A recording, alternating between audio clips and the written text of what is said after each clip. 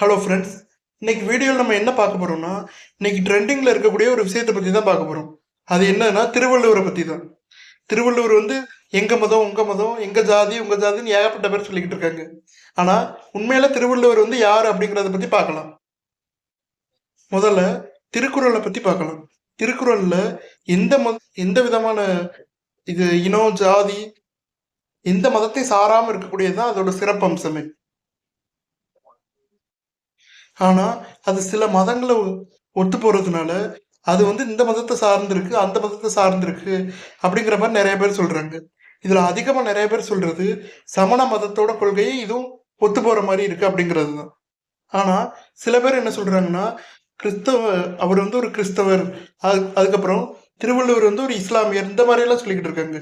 ஆனா இதுக்கு வந்து எந்த விதமான இது ஆதாரம், எந்த மதமா அவர் இருக்காரு அப்படிங்கிறதுக்கு ஆதாரமே கிடையாது.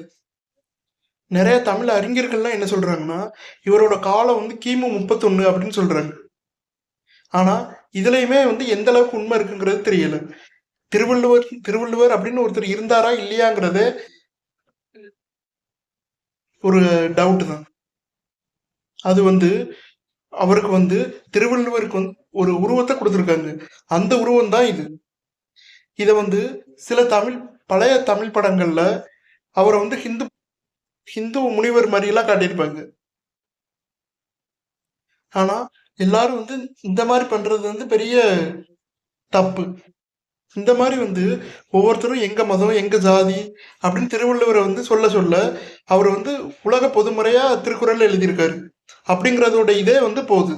அதனால வந்து இந்த மாதிரி சொல்லாம இருக்கணுங்கிறது என்னோட கருத்து. திருவள்ளுவர் வந்து இப்ப எந்த மதம், எந்த ஜாதியா இருக்காருங்கிறது முக்கியம் கிடையாது. அவர் என்ன சொன்னாரு, அதை நம்ம படிச்சு அதை நம்ம ஃபாலோ பண்றோமா, அதுதான் முக்கியம். அதனால திருவள்ளுவர் வந்து எந்த மதமா, எங்க மதமா, எந்த மதம் அப்படின்னு ஆராய்ச்சி பண்றதை விட்டுட்டு அவர் சொன்ன கருத்தை ஒரு நாளைக்கு ஒரு குறள் அந்த மாதிரி நம்ம படிச்சாலே வாழ்க்கைக்கு தேவையான எல்லா விஷயமுமே வந்து திருக்குறள்ல இருக்கு. இந்த தகவல் உங்களுக்கு பிடிச்சிருக்கும்னு நம்புறேன். இந்த வீடியோவை வந்து திருவள்ளுவர் வந்து எங்க ஜாதியும் எங்க மதம் அப்படின்னு சொல்றவங்களுக்கு ஷேர் பண்ணுங்க. நன்றி. இந்த மாதிரி தகவல்கள் தெரிஞ்சுக்கிட்டதுக்கு தொல்லியல் சேனலை சப்ஸ்கிரைப் பண்ணுங்க. நன்றி.